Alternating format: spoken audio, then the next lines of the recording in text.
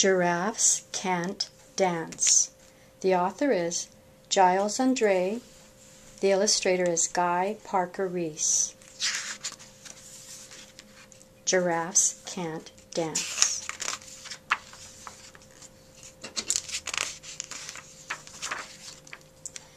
Gerald was a tall giraffe whose neck was long and slim, but his knees were awfully crooked and his legs were rather thin.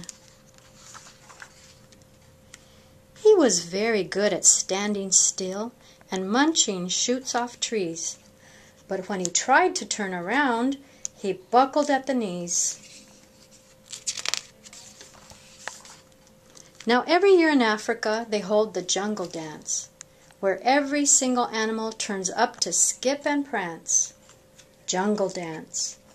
And this year, when the day arrived, poor Gerald felt so sad, because when it came to dancing, he was really very bad. The warthogs started waltzing, and the rhinos rock and rolled. The lions danced a tango that was elegant and bold. The chimps all did a cha-cha with a very Latin feel. 8 baboons then teamed up for a splendid Scottish reel.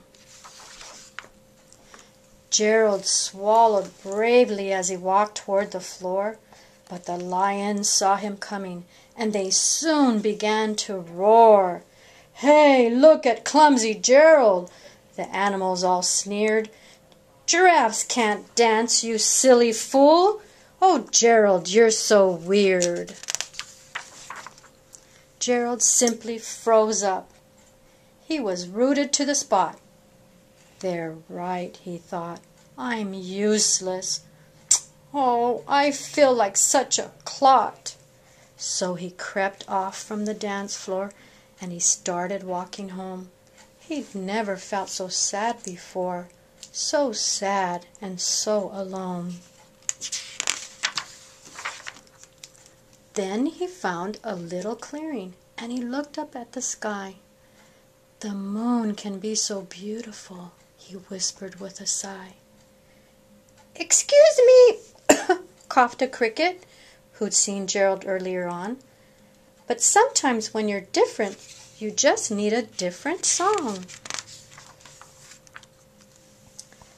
Listen to the swaying grass and listen to the trees. To me the sweetest music is those branches in the breeze. So imagine that the lovely moon is playing just for you. Everything makes music if you really want it to. With that, the cricket smiled and picked up his violin. Then Gerald felt his body do the most amazing thing. His hooves had started shuffling, making circles on the ground. His neck was gently swaying, and his tail was swishing round. He threw his arms out sideways, and he swung them everywhere. Then he did a backward somersault and leaped up in the air. Gerald felt so wonderful, his mouth was open wide. "I'm dancing, yes, I'm dancing, I'm dancing!" Gerald cried. Then, one by one, each animal who'd been there at the dance arrived while Gerald boogied on and watched him quite entranced. They shouted, "It's a miracle! We must be in a dream. Gerald's the best dancer that we've ever seen." "How did you learn to dance like that?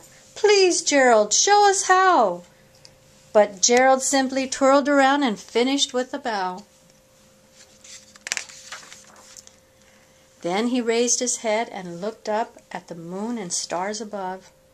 "We all can dance," he said, "when we find music that we love."